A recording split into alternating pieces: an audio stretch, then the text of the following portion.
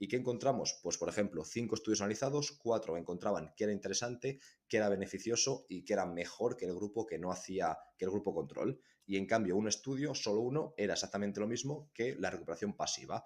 Por lo tanto, también parece interesante que utilizarlo en este aspecto, porque en el peor de los casos nos quedamos igual, es inocuo, es decir, no tiene riesgo más que el tiempo invertido en esa tarea, que ya es algo y que es valioso, es decir, no se puede obviar, pero no es un riesgo muy elevado, y 4, en cambio, sí que encontraban que la sensación de agujetas, ese DOMS, era menor que en el caso de regulación pasiva.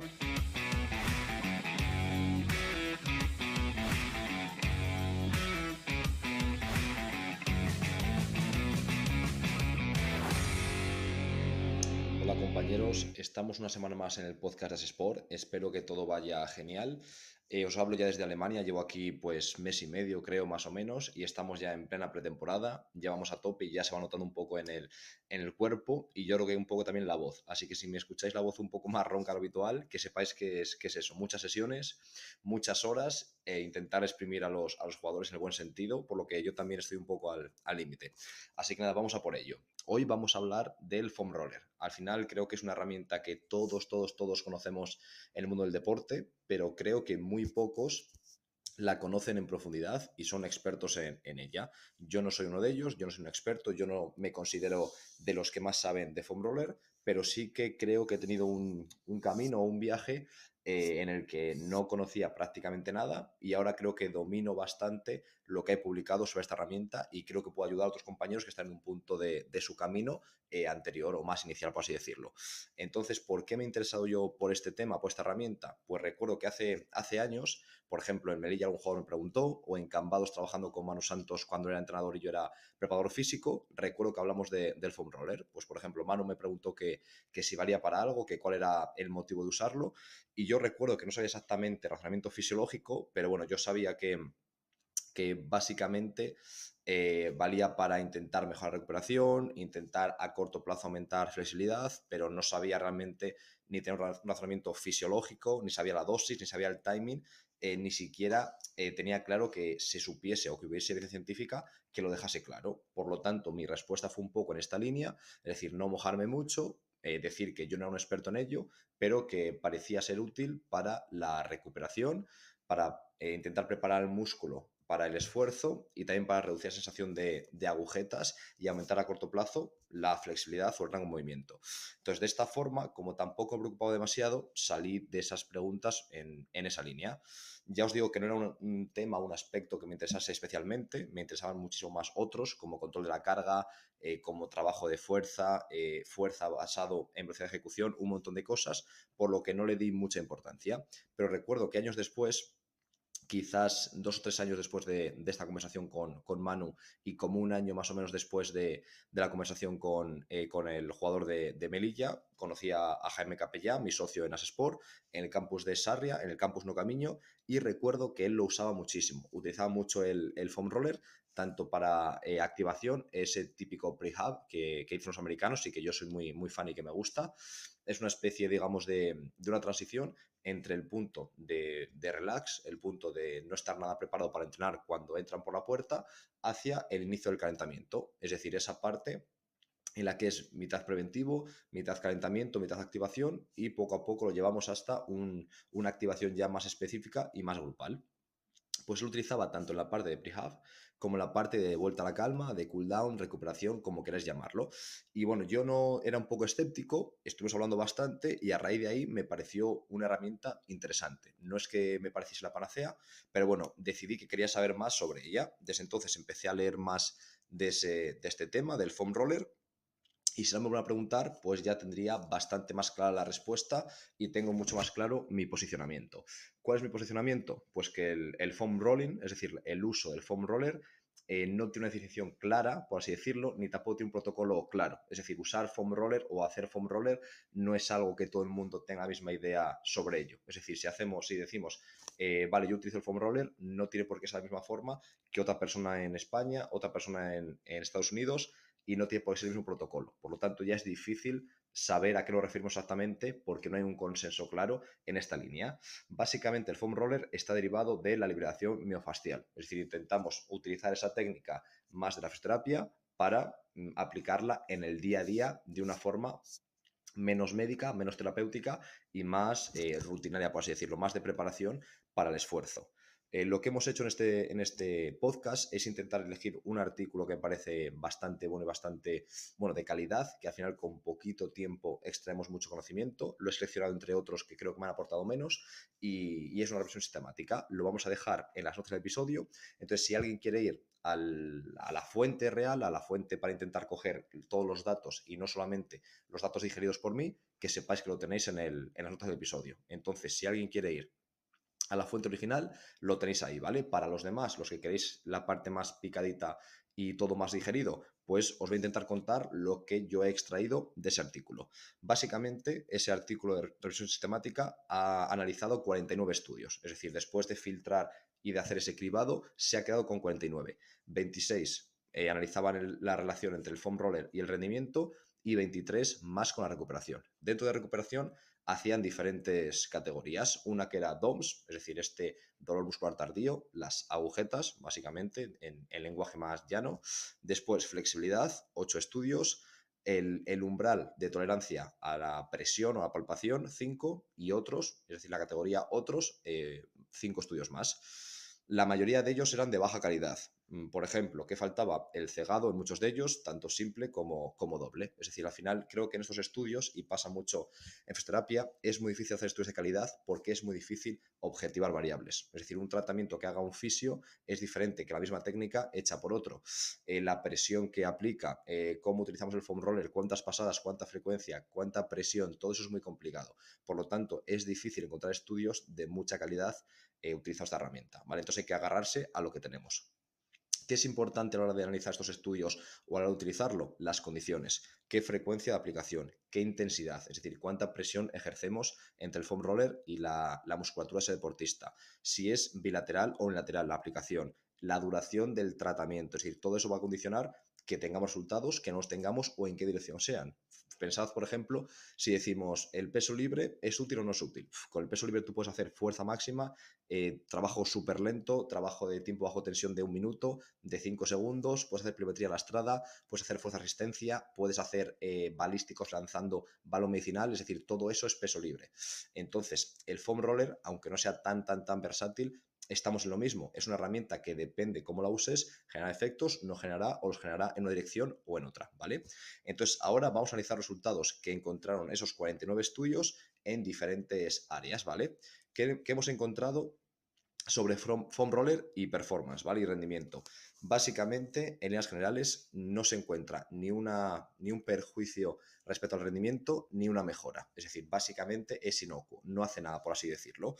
Esto puede entenderse como algo malo o como algo bueno. ¿Por qué? Porque sabemos que el estiramiento estático en casi todos los estudios produce empeoramientos de rendimiento de forma subsecuente. Es decir, lo que se haga después de ese estiramiento estático prolongado en el tiempo, sobre todo está relacionado con la fuerza o la potencia, va a estar disminuido. Por lo tanto, parece ser que el foam roller es un buen sustituto para el estiramiento estático. Es decir, que en este caso que no haga nada puede ser una buena noticia. ¿Qué pasa? Que en deportes en los que la flexibilidad tenga una importancia especial o haya especiales requerimientos de flexibilidad o rango de movimiento, puede ser que en esos casos sí que aumente el rendimiento y este estudio lo cita. Es decir, si al final tu deporte, unos factores de rendimiento o que condiciona el rendimiento es la amplitud de movimiento, es probable que el foam roller en ese deporte sí que pueda aumentar el rendimiento, pero en líneas generales no va a ser así. Entonces, ¿qué es lo más interesante? Y lo resaltan los autores: intentar utilizar el foam roller como una parte dentro de una activación o de un calentamiento activo más prolongado. Es decir, intentar que haya pues trabajo de movilidad dinámica, que haya aumento de temperatura central, temperatura muscular, que haya coordinación, activación del sistema nervioso, que haya un montón de cosas y dentro de eso una de ellas sea el foam roller. ¿Qué conseguiremos? Mantener la contractibilidad muscular, conseguiremos mantener el stiffness pasivo, probablemente reduciremos la fatiga post-ejercicio y también la sensación de agujetas, el soreness. Esto no lo digo yo, sino que en estos estudios parece que hay una tendencia a encontrar esos resultados. Por lo tanto, parece a priori que es una herramienta interesante, que es muy barata, fácil de utilizar, sin ningún tipo de riesgo y que nos aporta mucho más que el estiramiento estático. Vamos ahora a los resultados sobre recuperación, es decir, foam roller y recuperación. Lo que vemos, básicamente los estudios se centran en cuanto a daño muscular y DOMS, esa sensación de agujetas, ¿qué hace el foam roller? Básicamente se centran en esto. ¿Y qué encontramos? Pues, por ejemplo, 5 estudios analizados, 4 encontraban que era interesante, que era beneficioso y que era mejor que el grupo que no hacía, que el grupo control. Y en cambio, un estudio, solo uno, era exactamente lo mismo que la recuperación pasiva.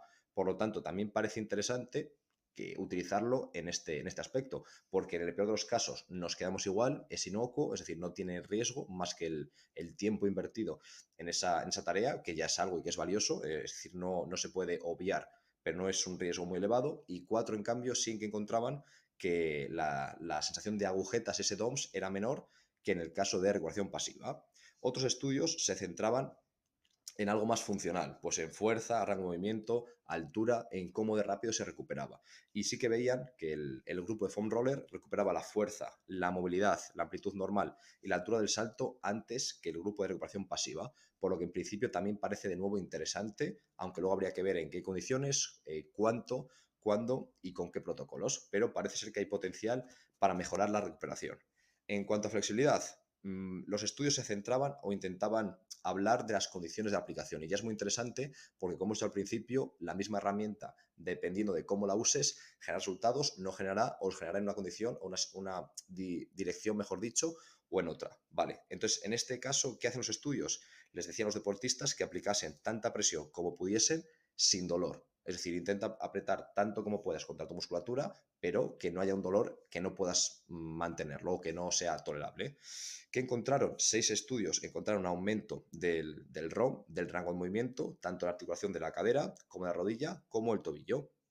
Y uno de ellos, y es muy interesante, encontró que el rango de movimiento, esa flexibilidad, ese ROM, estaba aumentado en el miembro ipsilateral, es decir, el mismo miembro que recibía el tratamiento con foam roller durante 20 minutos, y en cambio el contralateral, es decir, el otro miembro, el que no recibía tratamiento, por ejemplo, el derecho, hacemos foam roller sobre el cuádriceps derecho, no hacemos sobre el izquierdo, ¿vale? Pues el izquierdo también sufría un aumento del rango de movimiento de 10 minutos, es decir, menos el ipsilateral 20 minutos, contralateral 10 minutos, pero obviamente si mejora el contralateral sin hacer ningún tratamiento local, parece que los mecanismos no son solamente estructurales, no son solamente locales, sino que hay algo a nivel central, a nivel neuromuscular, a nivel cortical, y básicamente indica que hay un efecto cruzado de las adaptaciones. Es decir, en principio es interesante saber que no solamente es local el razonamiento fisiológico, sino también a nivel más central, más cortical. Y también resaltaban, y lo podemos ver, que los efectos duraban poco. Es decir, no tiene tanto sentido, o en principio no parece que mejore el rango de movimiento o la flexibilidad a largo plazo, sino que es más una especie de píldora que durante unos minutos va a hacer que tengas más rango de movimiento. De nuevo, puede ser muy útil, pero hay que saber que no es algo que nos vaya a dar una mejora sostenible en el tiempo, o por lo menos en esos estudios no lo veían. Quizás habría que ver aplicaciones durante meses y ver si estas adaptaciones agudas se transformaban o derivaban en algunas crónicas de mejora a largo plazo y mejora mantenida de la flexibilidad o el rango de movimiento. Y por último, en cuanto al umbral, digamos, de tolerancia a la presión o a la palpación, veíamos que casi siempre de forma inmediata aumentaba esa tolerancia. También pues interesante en determinados contextos que ese jugador que siente dolor en distinta musculatura ante casi cualquier estímulo, después de hacer foam roller se siente mejor y ese umbral de dolor está mucho más elevado, lo cual le permite hacer otro tipo de trabajo que es más agresivo y que le va a traer más beneficios, pero que quizás no podría tolerar si no hicieses trabajo previo de foam roller junto a otras medidas. Básicamente, esta es la respuesta que yo le daría a esa persona si me dejase para qué vale. Habría que ver hacia qué persona es, pues si lo pregunta a un jugador y le digo esto, seguro que se me va antes de que acabe de hablar, pero bueno, sabéis a lo que me refiero. Ahora ya tengo una idea muy clara de para qué parece que vale, para qué parece que no vale. ¿Por qué? Porque al final tampoco tenemos tan claro en qué condiciones, cuánto, cómo y cuándo usarlo.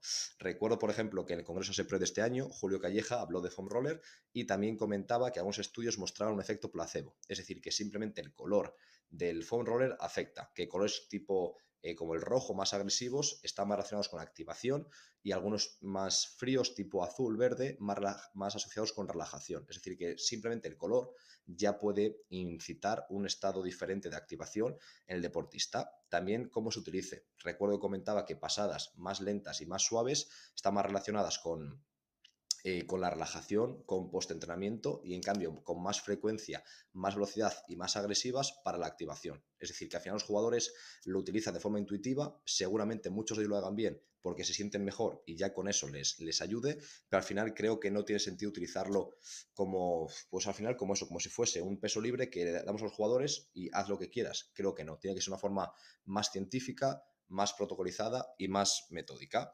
Entonces, desde mi punto de vista, tiene que utilizarse, y creo que Julio Calleja también lo comentaba, como una especie de medida extra especial que os utilice en ciertos momentos y no como algo rutinario. Al final, si lo pensáis, cualquier medida rutinaria que hagas siempre pierde el efecto con prácticamente casi todo. Es decir, tú tomas, por ejemplo, un café, si nunca tomas café y un día lo tomas, yo, por ejemplo, que no tomo café, no me gusta, si algún día, por lo que sea, necesito más energía, estoy cansado, he dormido poco y me tomo algo de cafeína, lo noto muchísimo y estoy súper activo, no noto fatiga, me siento genial. La persona que toma todos los días 4 cafés, el día que toma café no hace absolutamente nada. Pues con las medidas de recuperación es algo parecido. Si siempre le das a tu cuerpo esa ayuda, el día que te hace falta y se la das, seguramente el efecto sea menor que si tú nunca lo utilizas, siempre dejas que tu cuerpo lidie con ese estrés y el día que te hace falta se lo das. Por lo tanto, creo que hay que pautar qué días hace foam roller, qué días no se hace foam roller y la duración del mismo. Creo que ese es el futuro. Yo de momento no lo hago obligatorio, es decir, no prohíbo el foam roller, pero intento explicarles que esta es la dirección y que cuando puedan asumir esas sensaciones por ellos mismos, mejor que utilizar el foam roller siempre todos los días, sino que lo dejen para momentos concretos cuando estén peor.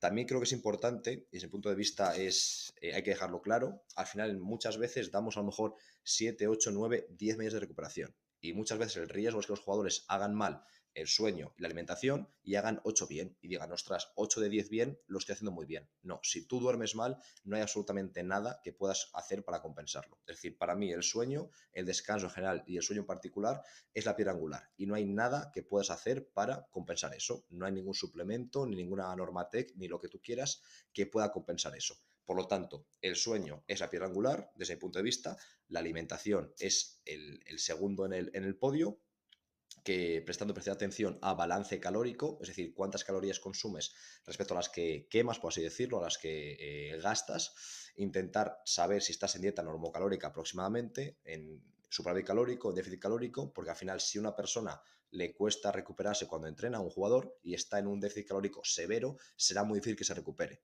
Da igual que haga baño de hielo, da igual que haga foam roller. Entonces, estas dos cosas, sueño y alimentación, tienen que estar sí o sí conseguidas y optimizadas. Si no, lo demás no vale para nada. Y foam roller no valdrá para nada si el jugador duerme 3 horas al día, ¿vale?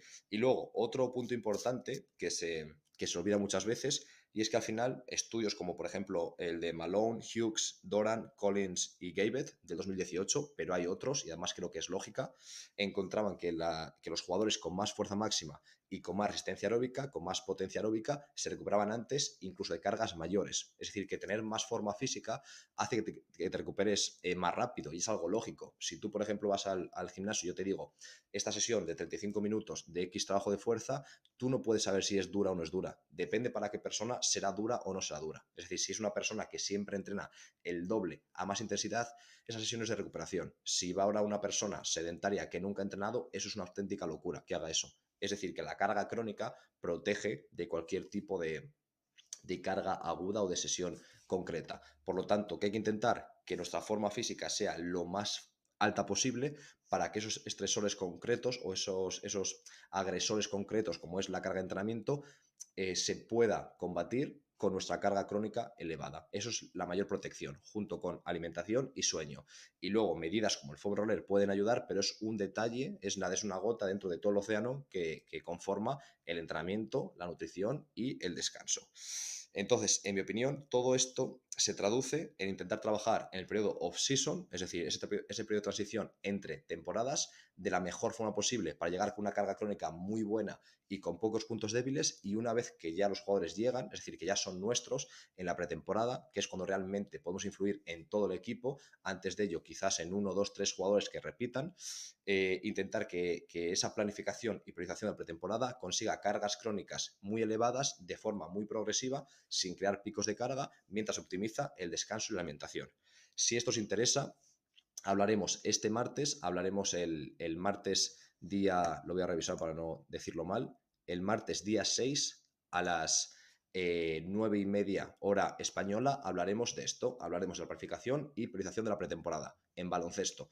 Cómo trabajo yo, cómo trabaja Jaime, cómo lo planificamos, cómo periodizamos, cómo intentamos desarrollar diferentes capacidades en todo el equipo y cómo intentamos neutralizar puntos débiles en cada jugador, cómo intentamos unir estos dos puntos que obviamente son complejos, es decir, desarrollar todo el equipo con lo que todos los jugadores deben optimizar, diferentes movimientos, fuerza relativa, etcétera, junto al mismo tiempo mejorar puntos débiles que ese jugador tiene y que a lo mejor el otro no lo tiene, sino que tiene justo los opuestos. Cómo intentar casar esto mientras el entrenador tiene que desarrollar su priorización táctica, que es lo más importante, jugar aunque el entrenador quiere que juguemos. Todo esto sin crear picos de carga aguda, pero consiguiendo una carga crónica elevada. Todo esto llegando bastante cerca del límite de carga de la temporada, que estará en la pretemporada, pero sin pasarnos para no tener lesiones por sobreuso. Todo esto lo hablaremos de forma totalmente gratuita el martes, este martes que viene, a las 9:30 hora española, ¿vale? Creo que va a ser muchísima información de mucha calidad, muy práctica, porque vamos a explicar cómo trabajamos nosotros con los fallos y con las virtudes, y será gratis solamente en directo. Es decir, si puedes verlo en directo, te lo recomendamos porque después, por el esfuerzo que nos lleva a hacerlo, va a ser de pago. Así que nada, compañeros, quedamos aquí a vuestra disposición, tanto Jaime como yo. Cualquier tipo de duda nos lo podéis mandar, ya sea por Telegram, en el grupo de Telegram, nos lo podéis mandar por Instagram, al correo o en el formulario de contacto de asesporacademy.com, y en cuanto podamos contestaremos. Ya sabéis que vamos un poco al límite con los correos, que hay muchas consultas, que hay mucha gente preguntando, pero que sepáis que siempre contestamos, aunque nos lleve unos días. Así que vamos eso, compañeros. Este martes, día 6, 9:30, hora española, formación específica sobre planificación y priorización en pretemporada en baloncesto. Mucha formación de calidad, mucha información que será gratis solamente en directo. Bueno, compañeros, un abrazo.